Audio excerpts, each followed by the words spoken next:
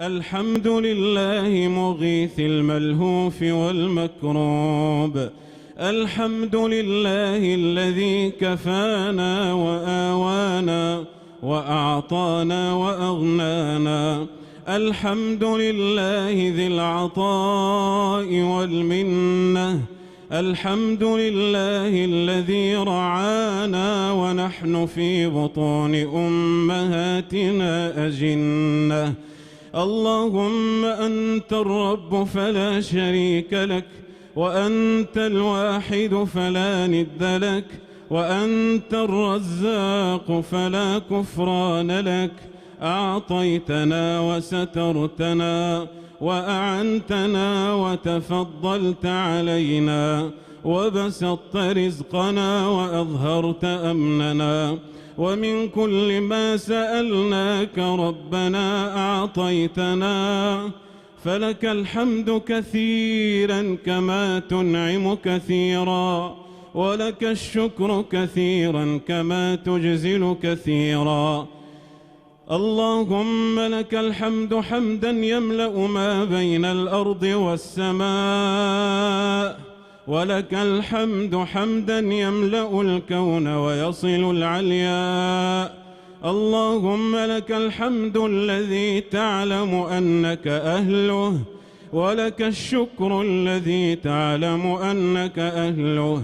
سبحان من أحاط بكل شيء علمه، سبحان من أحصى كل شيء كتابه، سبحان من تهتز الأكوان لذكره وترتعش الملائكة من خيفته.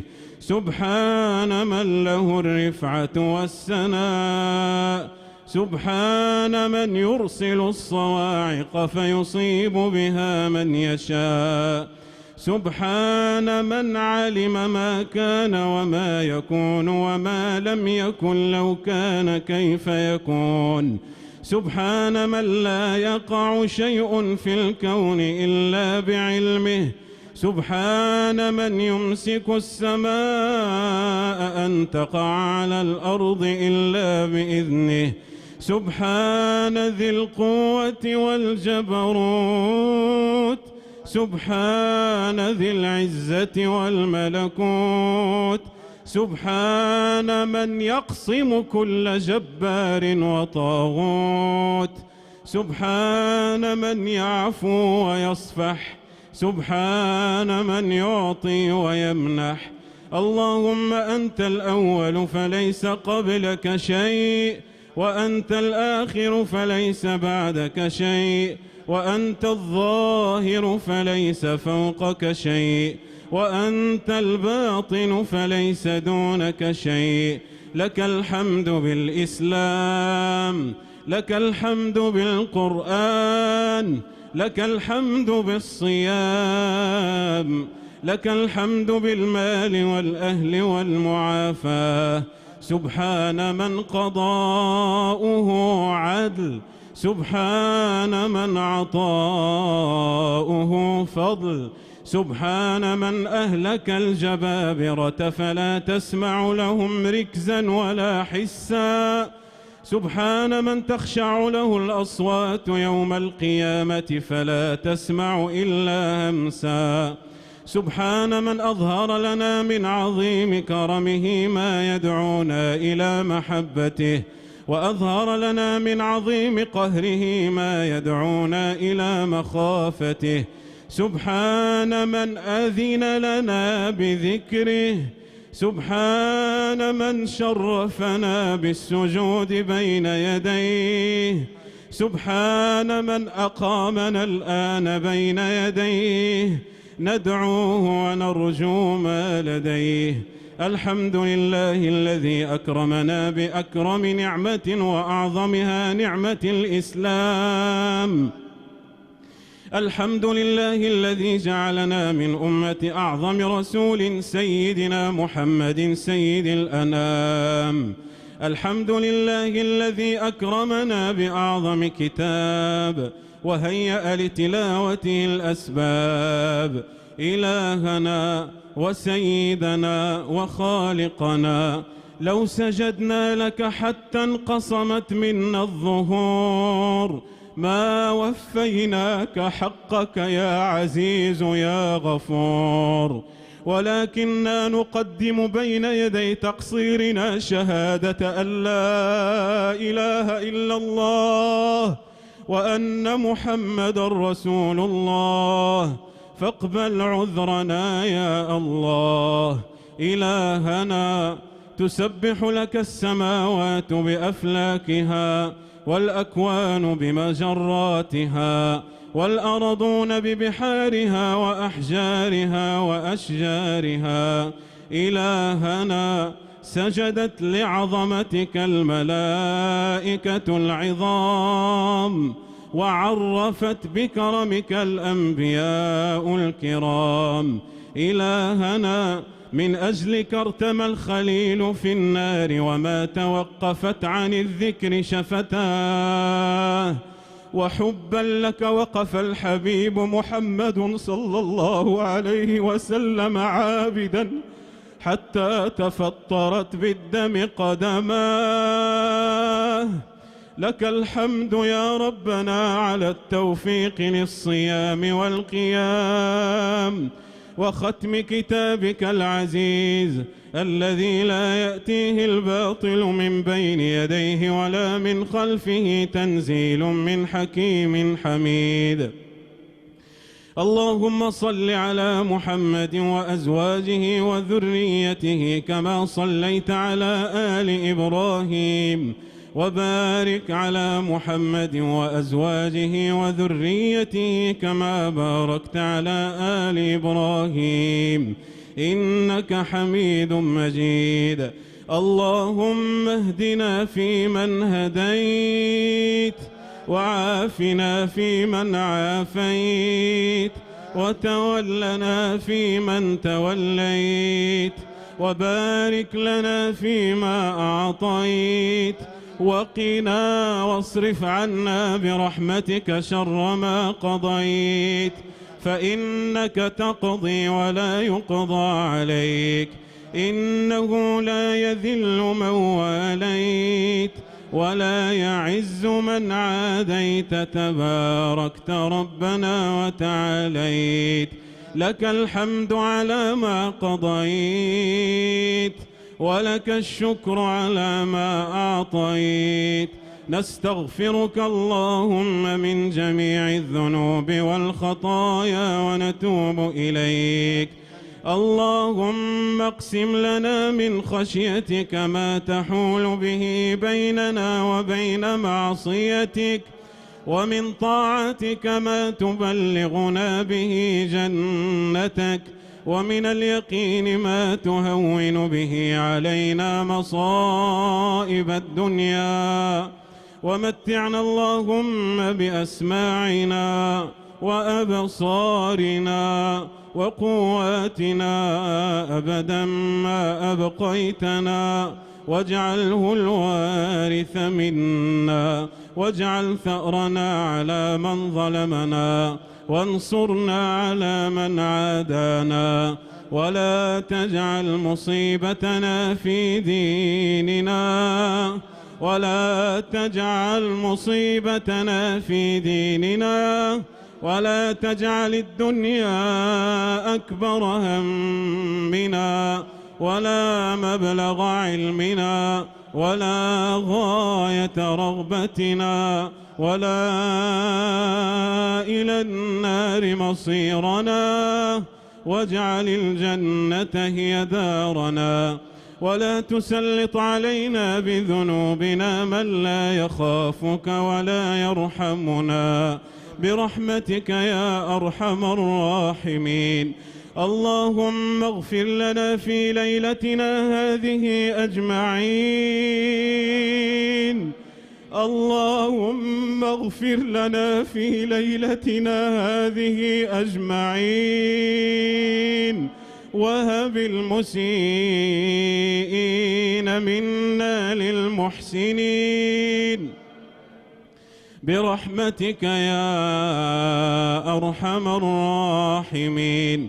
اللهم لا تدع لنا في مقامنا هذا ذنبا إلا غفرته، ولا هما إلا فرجته، ولا كربا إلا نفسته، ولا دينا إلا قضيته، ولا مبتلا إلا عافيته، ولا ميتا إلا رحمته، ولا حاجة من حوائج الدنيا والآخرة هي لك رضا ولنا فيها صلاح إلا أعنتنا على قضائها ويسرتها برحمتك يا أرحم الراحمين.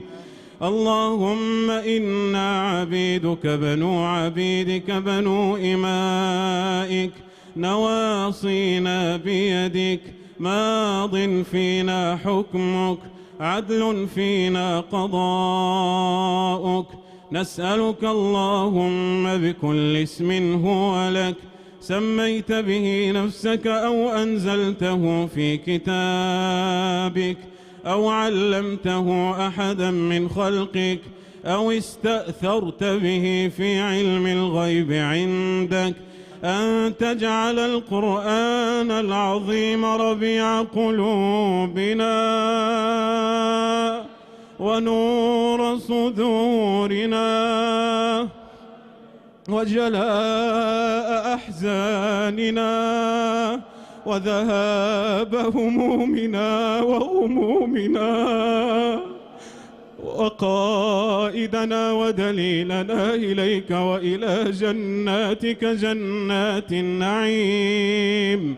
اللهم ذكرنا منه ما نسينا، وعلمنا منه ما جهلنا، وارزقنا تلاوته آناء الليل وأطراف النهار على الوجه الذي يرضيك عنا.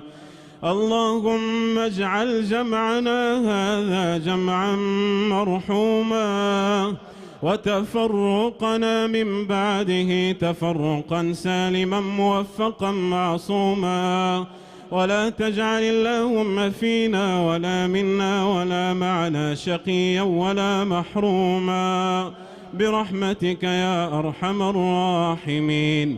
اللهم إنك عفو تحب العفو فاعف عنا. اللهم إنك عفو تحب العفو فاعف عنا. اللهم إنك عفو تحب العفو فاعف عنا.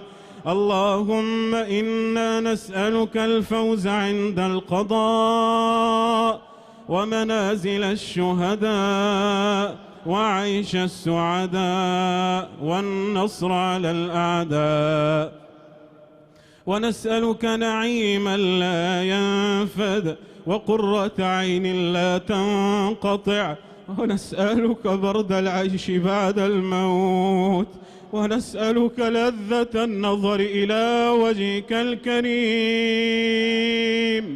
في غير ضراء مضرة ولا فتنة مضلة.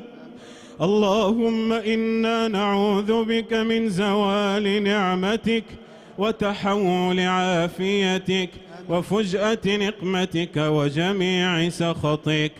اللهم فرج هم المهمومين. اللهم فرج هم المهمومين. اللهم فرج هم المهمومين ونفس كرب المكروبين واقض الدين عن المدينين. اللهم اشف بلطفك مرضى المسلمين. اللهم اشف مرضى المسلمين. اللهم اشف مرضى المسلمين. اللهم أذهب أسقام المسلمين. اللهم لا تدع معنا مريضا إلا شفيته وعافيته برحمتك يا أرحم الراحمين.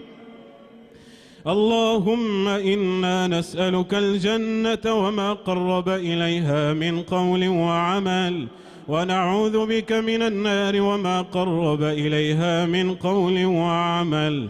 إلهنا ها قد حضرنا ختم كتابك وأنخنا مطايانا ببابك، فلا تطردنا عن جنابك، فإنه إن طردتنا فلا حول لنا ولا قوة إلا بك.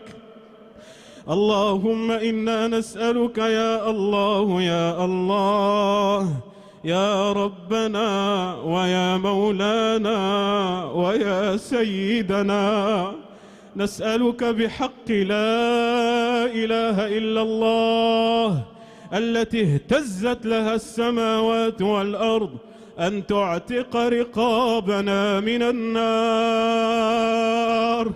اللهم أعتق رقابنا من النار.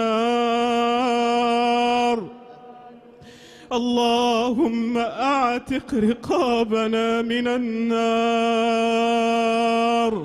اللهم أعتق رقابنا ورقاب آبائنا وأمهاتنا وأبنائنا وأحبابنا وأصحابنا من النار. اللهم تقبل منا الصيام والقيام. اللهم لا تردنا خائبين ولا عن بابك مطرودين برحمتك يا أرحم الراحمين.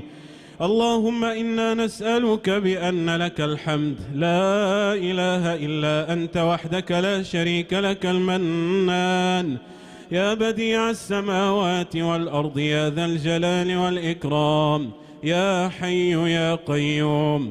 نسألك أن تجعل خير أعمالنا خواتيمها وخير أيامنا وأسعدها يوم لقائك، وأن تجعل آخر كلامنا من الدنيا لا إله إلا الله محمد رسول الله، وتوفنا وأنت راض عنا غير غضبان برحمتك يا رحيم يا رحمن. إلهنا وخالقنا وسيدنا وحبيبنا ومولانا، إنا نعلم أن الموت أمر كتبته على العباد، والحمد لك على قضائك وقدرك، ولكن نسألك يا حبيبنا ويا خالقنا أن تلطف بنا عند حلوله وترحمنا عند نزوله. اللهم اقبضنا إليك على أحسن حال. اللهم اقبضنا إليك على أحسن حال، وهب لنا حسن المثوى وجميل المآل. اللهم ارحمنا إذا دنت ساعة الفراق والتفت الساق بالساق ويبس اللسان واصفرت الأحداق. اللهم اجعل موتنا موت الأخيار، واجعل سكراتنا سكرات الأبرار، وهون علينا خروج الروح بحق لا إله إلا الله يا غفار. اللهم إنا نستودعك شهادة أن لا إله إلا الله وأن محمد رسول الله، فأحضرها لنا عند الموت يا من لا تضيع عنده الودائع. اللهم لا تعذبنا ولا تعذب بنا، واقبضنا إليك في أعز وأحسن حال بحق اسمك الأعظم يا ذا الجلال. اللهم ارحمنا إذا بلغت الروح الحلقوم ولم يعلم ما ثم غيرك يا قيوم. اللهم ارحمنا إذا حملنا على الأكتاف اللهم ارحمنا إذا أدخلنا المقابر، اللهم ارحمنا إذا أدخلنا القبر، اللهم ارحمنا إذا وضع علينا الغطاء وفارقنا الأهل والأحباب والأشقاء. اللهم ارحمنا يوم يقال عبدي ذهبوا وتركوك وفي التراب دفنوك، ولو بقوا معك ما نفعوك، ولم أبق لك إلا أنا وأنا الحي الذي لا أموت. اللهم اجعل القبور بعد فراق الدنيا خير منازلنا. إلهنا يا ذا المن الذي لا يكافى امتنانه، والطول الذي لا يجازى إنعامه وإحسانه، نسألك بك ولا نسألك بأحد غيرك أن تطلق ألسنتنا عند السؤال، وأن ترزقنا سديد الجواب وحسن المقال. اللهم وفقنا للجواب الرشيد. إذا قيل من ربك قلنا الله، وإذا قيل من نبيك قلنا محمد رسول الله، وإذا قيل ما دينك قلنا الإسلام. ثبتنا على ذلك بحقك يا ذا الجلال. اللهم اجعل مقامنا في البرزخ مقام نعيم وسرور، وارحمنا اللهم بحق اسمك الأعظم إذا نفخ في الصور وخرجت الخلائق لليوم المشهود، يوم تشهد الجوارح والسماء تمور. اللهم ارحمنا يوم نخرج لمشهد القيامة، يوم تكثر الحسرة وتظهر الندامة.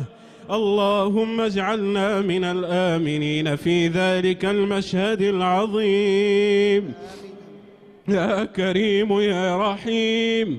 اللهم احشرنا آمنين سالمين مطمئنين بعفوك مبشرين بكرمك مستظلين تحت عرشك. اللهم احشرنا يوم القيامة تحت لواء حبيبنا وإمامنا سيدنا محمد صلى الله عليه وسلم. اللهم احشرنا تحت لوائه واجعلنا من حزبه ورفقائه. اللهم لا تحل بيننا وبينه يوم القيامة يا رب العالمين. اللهم يا ذا الأمر الرشيد ارحم في ذلك اليوم عطشنا الشديد، وارزقنا من يد الحبيب شربة هنيئة مرية لا نظمأ بعدها أبدا، شربة لا نذل بعدها ولا نشقى، شربة نسعد بها ونرقى. اللهم حقق لنا ذلك يا كريم إلهنا وسيدنا وخالقنا. إنك الآن تسمع كلامنا وترى مكاننا وتعلم سرنا وعلانيتنا.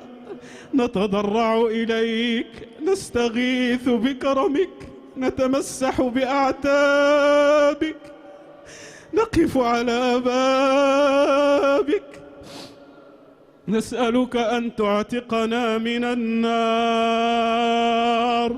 اللهم أعتقنا من النار. اللهم إن النار دار النكال والوبال، دار المقامع والحديد، دار الدم والصديد، دار العطش الشديد، دار الهوان والخسران، دار الحريق والتمزيق. ولا يقدر أن يحول بيننا وبينها إلا أنت. نستغيث بك يا ربنا أن تحفظنا من النار. اللهم حل بيننا وبينها يا غفار، فلا نراها ولا نسمع حسيسها. اللهم أنت خلقتنا وأنت أعلم بنا، وإنا لا نصبر على حر الدنيا، فكيف نطيق حر النار؟ اللهم إن الظن بك جميل واليقين فيك. اللهم إن الظن فيك جميل أنك لن تحرقنا بالنار، فلا تخيب رجاءنا يا غفار.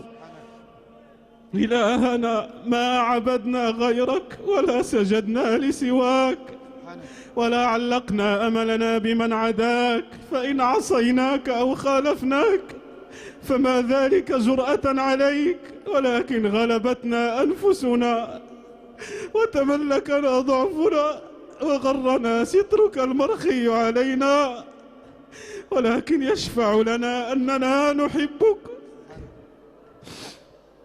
حبا يملأ قلوبنا، فأعتق رقابنا من النار. اللهم يا بر يا رحيم قنا عذاب السموم. اللهم يا ذا العطاء والمنة اجعلنا من أهل الجنة. اللهم إنك شوقتنا في كتابك إلى جنتك، وأبرزت لنا ما فيها من مظاهر كرمك لأوليائك، مما لا عين رأت ولا أذن سمعت ولا خطر على قلب بشر. فنسألك يا الله يا الله أن تدخلنا الجنة جميعا برفقة حبيبنا محمد صلى الله عليه وسلم. اللهم أدخلنا مدخله واسلك بنا مسلكه. اللهم إن نبيك قال إذا سألتم الله فاسألوه الفردوس الأعلى. اللهم امتثالا لقول نبيك وطمعا في واسع كرمك واعتمادا على جودك ورحمتك وحسن الظن بك، نسألك يا الله أن تجعلنا جميعا من أهل الفردوس الأعلى برحمتك يا أرحم الراحمين. اللهم إنك قلت وقولك الحق المبين للذين أحسنوا الحسنى وزيادة. اللهم اجعلنا من أهل الإحسان لننال الحسنى ولا تحرمنا بفضلك الزيادة. اللهم إنه قد بلغنا عن نبيك الكريم أنك تجمع أهل الجنة جميعا في واد أفيح، منهم الجالس على المنابر والأرائك وكتبان المسك، فتقول لهم هل رضيتم هل أزيدكم؟ فيقولون وما لنا لا نرضى وقد أعطيتنا ما لم تعط أحدا من خلقك. فتقول لهم أحل عليكم رضواني فلا أسخط عليكم بعده أبدا. ثم تكشف لهم الحجاب عن وجهك الكريم، فما أعطوا شيئا أحب إليهم من النظر إلى وجهك الكريم. اللهم إنا نسألك أن تجعلنا معهم في تلك اللحظات يا عظيم الرحمات. اللهم لا تبعدنا عنهم ولا تحرمنا مما أعطيتهم برحمتك يا أرحم الراحمين. اللهم اغفر لجميع موتى المسلمين الذين شهدوا لك بالوحدانية ولنبيك بالرسالة وماتوا على ذلك. اللهم اغفر لهم وارحمهم وعافهم واعف عنهم وأكرم نزلهم ووسع مدخلهم واغسلهم بالماء والثلج والبرد ونقيهم من الذنوب والخطايا كما ينقى الثوب الأبيض من الدنس. وارحمنا اللهم برحمتك إذا صرنا إلى ما صاروا إليه. اللهم اغفر لآبائنا وأمهاتنا الذين صاروا إليك. اللهم اغفر لآبائنا وأمهاتنا الذين صاروا إليك. اللهم أوسع لهم في قبورهم. اللهم آنس وحشتهم. اللهم أدخل عليهم الضياء والنور والفسحة والسرور.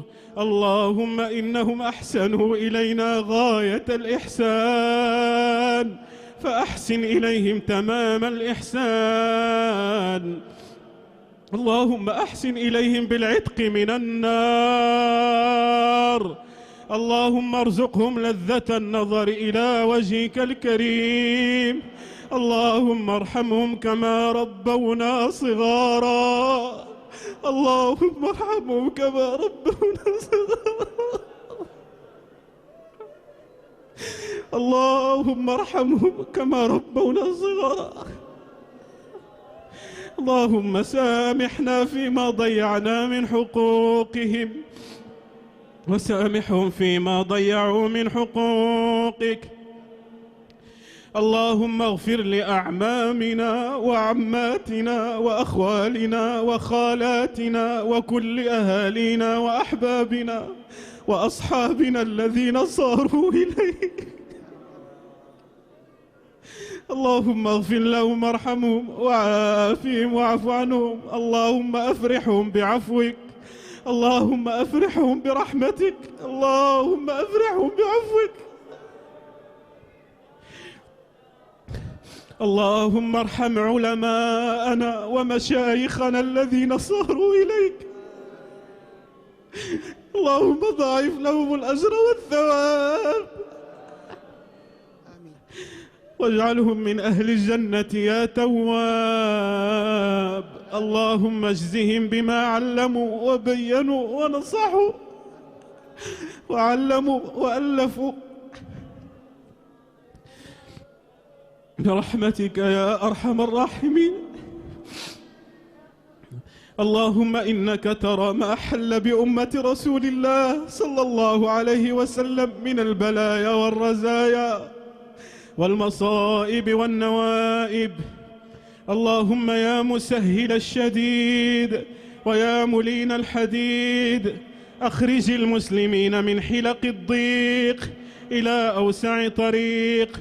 اللهم بك ندفع ما نطيق وما لا نطيق. يا شفيق يا رفيق ارفق بأمة سيدنا محمد صلى الله عليه وسلم. اللهم فرج عنا كل هم وغم وأخرجنا من كل حزن وكرب. يا فارج الهم ويا كاشف الغم.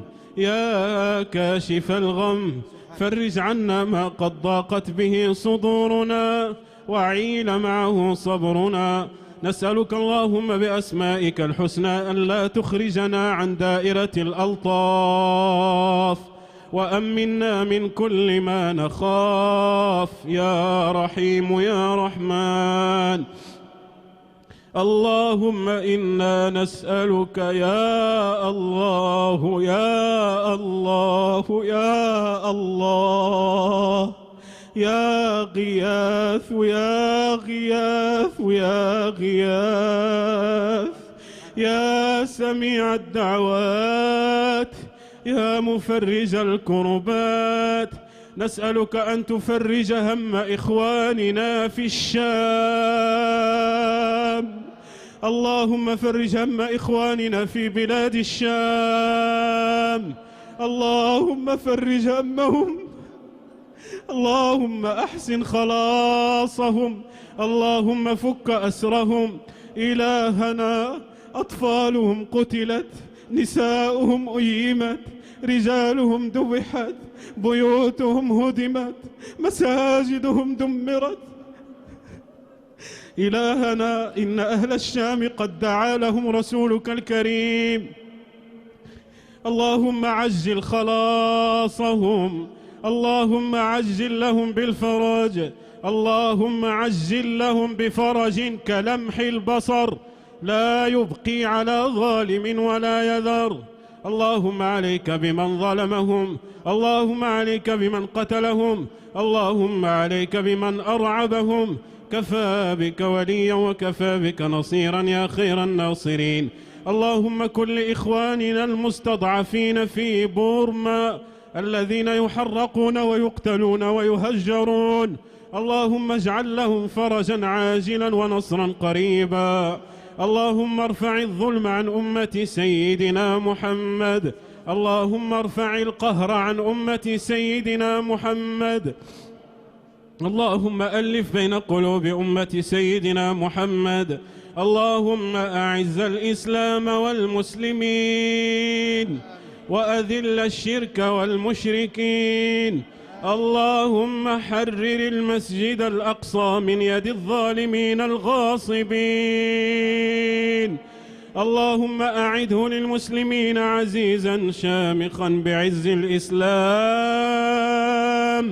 يا أرحم الراحمين. اللهم ارزقنا فيه صلاة قبل الممات. اللهم كل من يكيد للإسلام والمسلمين فدمره تدميرا، وخذه أخذا وبيلا، واقطع عنه الأسباب، وارفع عنه الأمن من كل باب. اللهم احفظ بلدنا من الفتن ما ظهر منها وما بطن.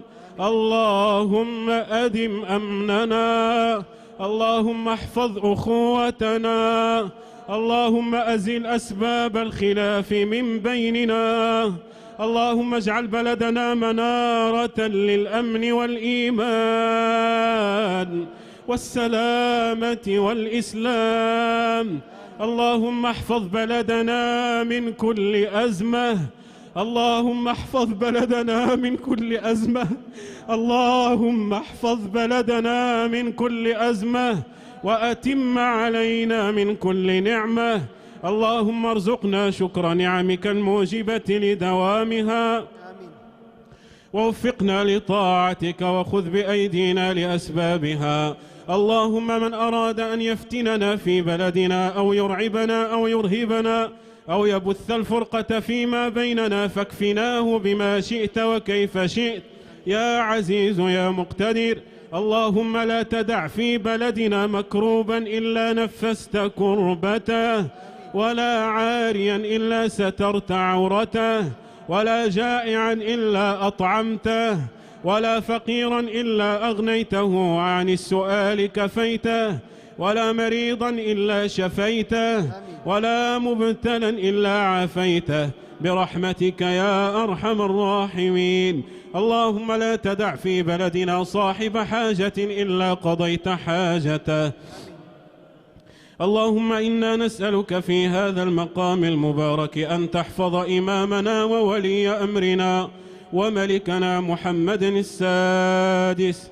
اللهم احفظه بحفظك وأيده بتأييدك.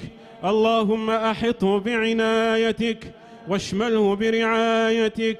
اللهم أعزه بالدين واحفظه بالسبع المثاني والقرآن العظيم. اللهم خذ بناصيته إلى ما فيه رضاك وأعنه على طاعتك وتقواك. اللهم أمطر العدل والحق والخير بطول مدته واصرف السوء عن مهجته. اللهم اجعل التوفيق رداءه وطاعتك غطاءه ووطاءه. اللهم وفقه لإسعاد شعبه. اللهم مكن للقرآن والسنة في عهده واجعله رافعا للواء القرآن الذي لا يذل من رفعه أبدا. اللهم احفظه في دينه وبدنه وأهله وولي عهده وحقق له فيه الرجاء يا سميع الدعاء، وشد أزره بأخيه، وارحم بفضلك الملكين محمدا الخامس والحسن الثاني. اللهم أدخل عليهما في قبريهما الضياء والنور والفسحة والسرور حتى يكون في بطون الألحاد مطمئنين، وفي مراتع الدود آمنين، وإلى أعلى جناتك سابقين. اللهم هيئ لولي أمرنا بطانة راشدة مرشدة معينة مسددة تدله على الخير وتعينه عليه برحمتك يا رحيم يا رحمن. اللهم أصلح مناهج التعليم والإعلام في بلاد المسلمين، واجعل القائمين عليها من العلماء الحكماء المصلحين الصالحين برحمتك يا أرحم الراحمين. اللهم أصلح شباب الإسلام والمسلمين، اللهم أصلح شباب الإسلام والمسلمين. اللهم احفظهم من الزيغ والانحراف، اللهم احفظهم من المخدرات، اللهم احفظهم من الأفكار الهدامة، اللهم احفظهم من الانفراط والضياع. اللهم رد بهم إلى رحابك، اللهم اجعلهم من أهل كتابك. اللهم أصلح نساء المسلمين، اللهم جنبهن التبرج والسفور والأهواء، اللهم وفقهن للستر والحجاب، واجعلهن قرة أعين لآبائهن وأبنائهن وأزواجهن برحمتك يا أرحم الراحمين. اللهم هؤلاء عبادك جاءوك من كل مكان مجتمعين على كتابك، مجتمعين في هذا البيت من بيوتك، ما أتى بهم إلا حب القرآن والطمع في رحمتك.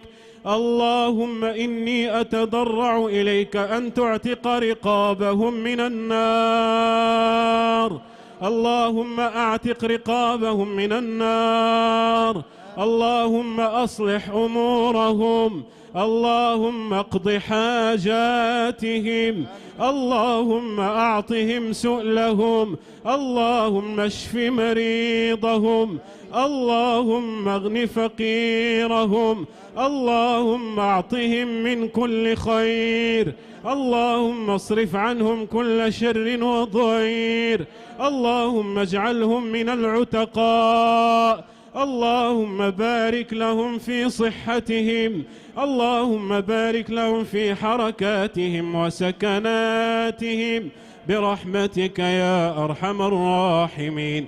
اللهم لا تردهم خائبين ولا عن بابك مطرودين برحمتك يا أرحم الراحمين.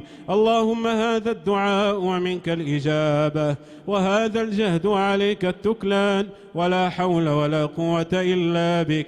اللهم إنا نعوذ برضاك من سخطك، وبمعافاتك من عقوبتك، وبك منك لا نحصي ثناء عليك أنت كما أثنيت على نفسك. وصل اللهم على حبيبنا محمد وعلى آله وصحبه أجمعين.